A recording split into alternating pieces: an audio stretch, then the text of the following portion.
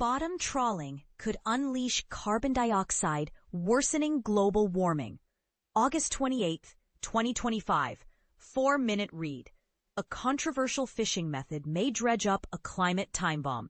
Bottom trawling, a method involving heavy metal nets dragged across the seafloor at breakneck speed, churning up dark clouds of sediment and swallowing everything in its path, has sparked renewed debate. This practice, often seen as destructive to marine ecosystems, may inadvertently release critical carbon compounds into the atmosphere, exacerbating global warming. By Kate McMahon, https:/scientificamerican.com/author/Kate McMahon. Edited by Andrea Thompson. https:/scientificamerican.com/author Andrea Thompson. This article highlights how such practices could disrupt oceanic processes. In recent years, footage from David Attenborough's documentary Ocean has revealed unprecedented scenes of bottom trawling, capturing the first time such footage was documented in high definition. A blue-spotted stingray attempts to escape, flailing its pectoral fins as the trawl closes in, yet its efforts remain futile. This footage underscores the environmental toll of this practice, trapping millions of organisms, bulldozing over fragile habitats, and disturbing centuries-old coral, scallop gardens, and seagrass beds. Attenborough notes, "It's hard to imagine a more wasteful way to catch fish," describing the destruction caused by the vessel's relentless movement. However, ecological damage is not the only concern. Emerging research points to another, lesser-known problem: its potential to unleash climate-warming gases by disturbing carbon stored in seafloor sediments. On supporting science journalism, if you're enjoying this article, consider supporting our award-winning journalism by subscribing. https:/scientificamerican.com/getcm. By purchasing a subscription, you're helping ensure the future of impactful stories about discoveries and ideas shaping our world today. The ocean is the world's largest single carbon sink, absorbing around 30% of the carbon dioxide that human activity pumps into the atmosphere. Phytoplankton, microscopic plants and algae drifting near the surface, take in CO2 during photosynthesis, converting it into organic carbon that gets stored in their tissues. Many sink to the seafloor when they die. Sediments eventually bury them and the carbon they contain, effectively locking it away. Bottom trawling stirs massive clouds of this carbon-rich sediment back into the water column. There, the organic matter is exposed to oxygen and microbial activity, which converts some of the carbon into other chemical forms, potentially worsening ocean acidification or escaping into the atmosphere as CO2. But how much of this dredged-up carbon is actually released into the atmosphere by bottom trawling, and how quickly, remains a matter of debate. Some scientists argue that a significant portion of the carbon released by bottom trawling, it's at www.scientificamerican.com/ocean trawling may release locked-away carbon, makes its way into the atmosphere at levels rivaling some of the world's worst emitters. If all the disturbed carbon entered the atmosphere, it would rival aviation's emissions, says Utah State University ecologist Tricia Atwood, who co-authored a 2021 study, https:/www.nature.com/articles/S456A, and a 2024 follow-up, https:/frontiersindoorg/journals/marine science articles 10.3389 F. Mares 2023 full quantifying trawling emissions by using statistical models.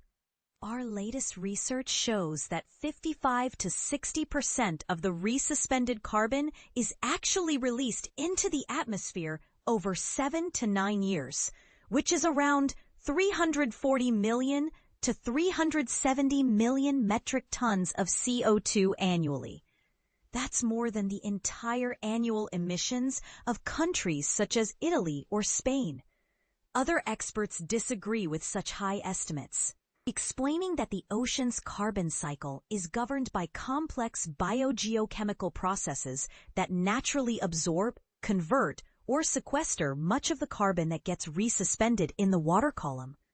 It is important to note that some of the CO2 released from organic matter mineralization, microbial decomposition, ends up as bicarbonate, which is dissolved in seawater and does not exchange with the atmosphere, says Volker Bruchert, an associate professor of biogeochemistry at Stockholm University. This input of bicarbonate contributes to acidification and hinders some of the ocean's ability to absorb additional CO2, he adds. But direct corresponding data for such a large CO2 emission from oceanic shelves into the atmosphere has not been demonstrated. There is, however, general consensus that frequent trawling makes it harder for carbon to remain sequestered in seafloor sediments. It's difficult to measure the exact scale of greenhouse gas emissions, but we know carbon on the seabed is more likely to be preserved if it's not continually resuspended by bottom trawling activity. There is growing evidence to support this, says William Austin, a paleoceanographer at the University of St. Andrews in Scotland and chair of the United Nations Ocean Decade Program for Blue Carbon.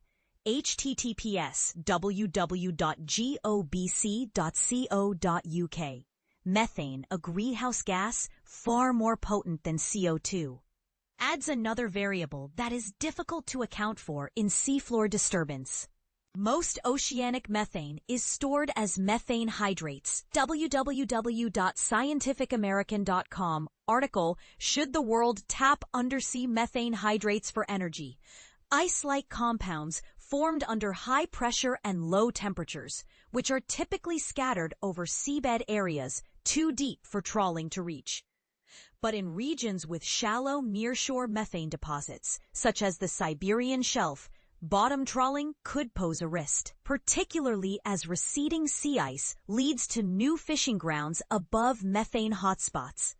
This possibility is drawing much scientific interest, especially in light of past climate events.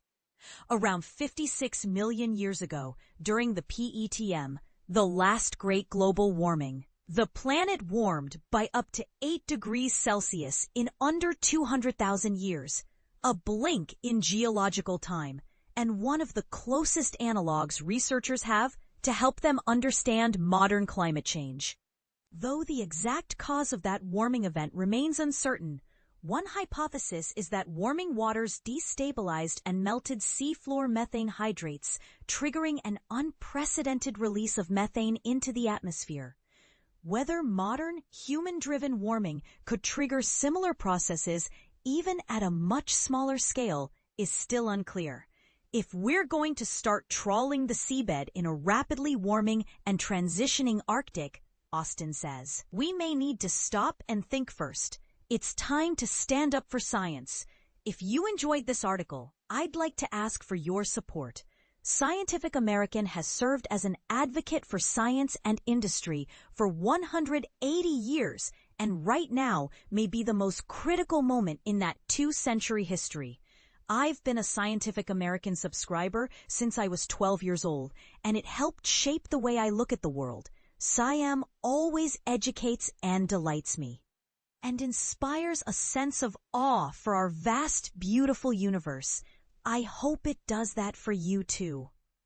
If you subscribe to Scientific American, https://www.scientificamerican, you help ensure that our coverage is centered on meaningful research and discovery, that we have the resources to report on the decisions that threaten labs across the U.S., and that we support both budding and working scientists at a time when the value of science itself too often goes unrecognized. In return, you get essential news, captivating podcasts, https://www.scientificamerican.com. www.scientificamerican.com/podcasts. Brilliant infographics, Can't miss newsletters, https://www.scientificamerican.com/newsletters, must-watch videos, challenging games, and the science world's best writing and reporting. You can even gift someone a subscription. https://www.giftseum/gift.